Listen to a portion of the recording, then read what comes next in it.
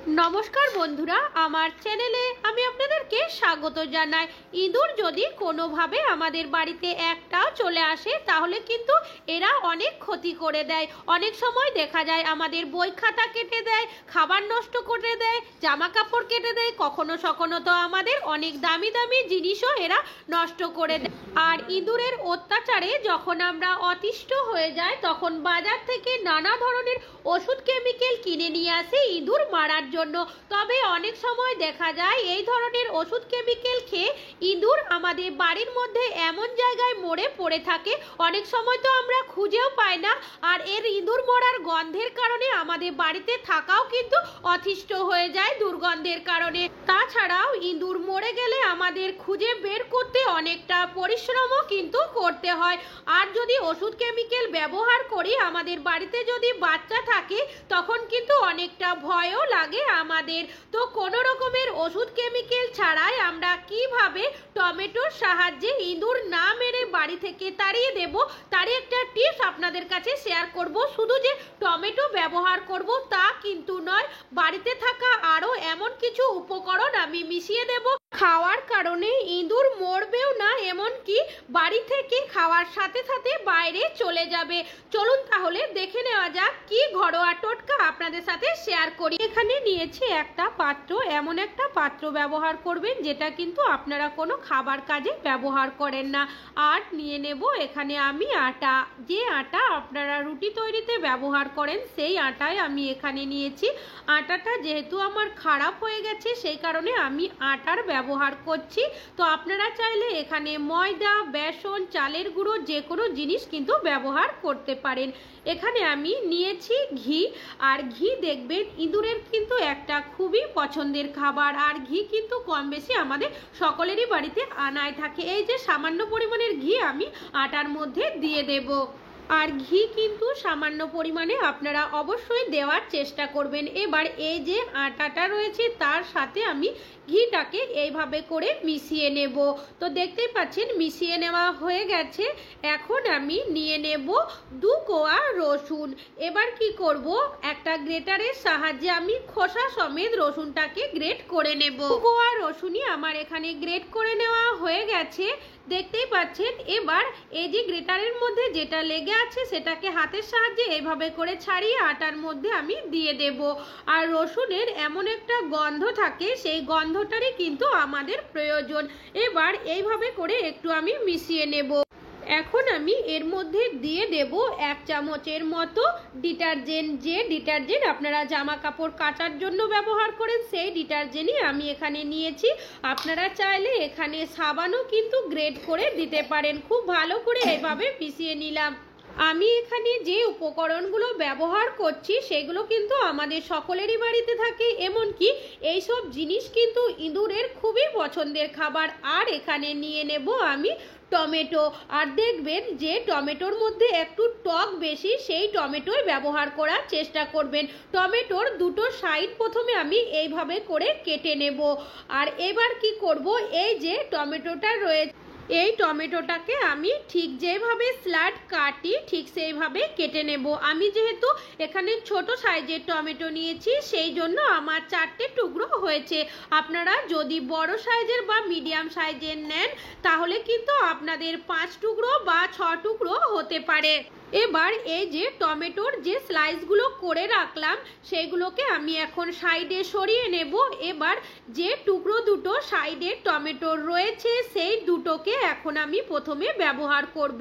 তার জন্য আমি নিয়ে নেব একটা গ্রেটার। এবার গ্রেটার সাহায্যে আমি এই যে টুকরো দুটো রয়েছে টমেটোর সেইগুলোকে এইভাবে করে গ্রেট করে এর মধ্যে দিয়ে দেব। আর অবশ্যই কিন্তু একটা কথা মাথায় রাখবেন যে টমেটোর মধ্যে একটু টক বেশি, সেই টমেটোই ব্যবহার করার চেষ্টা করবেন। মধ্যে টক ভাব কম হয় সেক্ষেত্রে আপনারা 1/2 চামচ ভিনিগার অথবা লেবুর রস কিন্তু ব্যবহার করে নিতে পারেন। গ্রেট করা টমেটোটাকে আমি খুব ভালো করে মিশিয়ে নেব। যখন খুব ভালো করে মিশিয়ে নেওয়া হয়ে যাবে তখন আমি নিয়ে নেব এখানে হারপিক। আর এই হারপিকটা আমি কিচেনের ব্যবহার করার জন্য রেখেছি।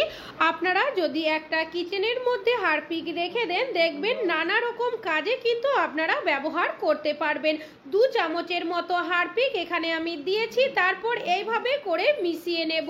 আর দেখতেই পাচ্ছেন ভালো করে মিশিয়ে নেওয়া হয়ে গেছে। এবার এই মিশ্রণটা আমি দুটো ভাবে ব্যবহার করব। তো চলুন তাহলে দেখে নেওয়া যাক। এখান থেকে আমি অর্ধেকটা মতো তুলে নেব। এবার নিয়ে নেব আমি একটা পেপারের টুকরো। এই যে অর্ধেকটা আমি নিয়েছি সেটাকে এই পেপারের মধ্যে তুলে সাইড করে রাখবো। এবার এই যে বাকি অর্ধেকটা রয়েছে মধ্যে আমি দিয়ে দেব 1 চামচের মতো জল। আর আপনারা কিন্তু পরিমাণ অনুযায়ী এখানে জলটা মিশিয়ে নেবেন। এবার খুব ভালো করে আমি এটাকে মিশিয়ে নেব। আর দেখতেই পাচ্ছেন বন্ধুরা এই মিশ্রণটা ঠিক এরকম হবে, এর থেকে বেশি ঘন বা পাতলা হবে না।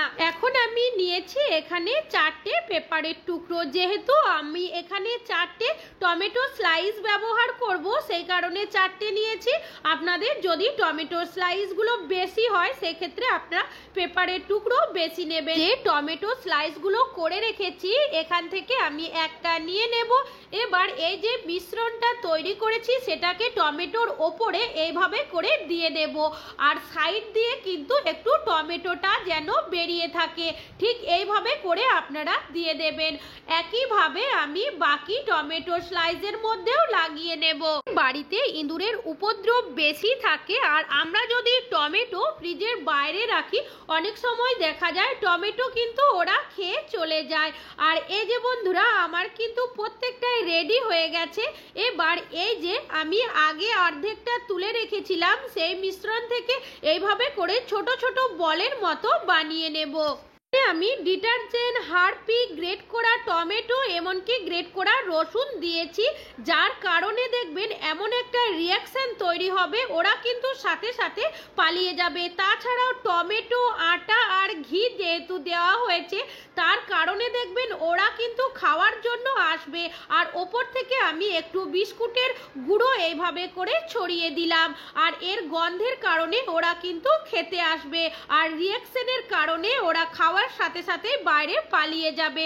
আর এবার আপনারা আপনাদের বাড়িতে যেখানে ইঁদুরের উপদ্রব অনেকটাই বেশি থাকবে সেই জায়গাগুলোতে এগুলো ব্যবহার করবেন। ইঁদুর দেখবেন আমাদের রান্নাঘরের মধ্যে খাবারের খোঁজে চলে আসে।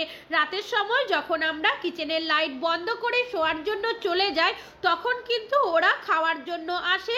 এমনকি যদি কিচেনের মধ্যে কোনো কিছু খাওয়ার থাকে তারা কিন্তু সেটা নষ্ট করে কিচেনটা নোংরা করে চলে যায়। তখন আমাদের অনেকটাই সমস্যার মধ্যে পড়তে হয় সকালে ঘুম থেকে উঠে। তো আপনারা কি করবেন, এই যে আমি টমেটোর মধ্যে যে মিশ্রণটা দিয়ে রেখেছি সেটাকে গ্যাস ওভেনের ওপরে এমনকি যে বলগুলো বানিয়ে রেখেছি সেটাকে আপনারা গ্যাস ওভেনের নিচে এইভাবে করে দিয়ে রাখবেন। দেখবেন ইঁদুর খাওয়ার সাথে সাথে কিন্তু বাইরের দিকে পালিয়ে যাবে। তাছাড়াও আমরা যেখানে গ্যাস সিলিন্ডার রাখি তার পিছনের সাইডে দেখবেন অনেকটাই অন্ধকার মতো জায়গা থাকে। এখানে অনেক সময় ইঁদুর ঘোরাঘুরি করতে দেখা যায় রাতের বেলা।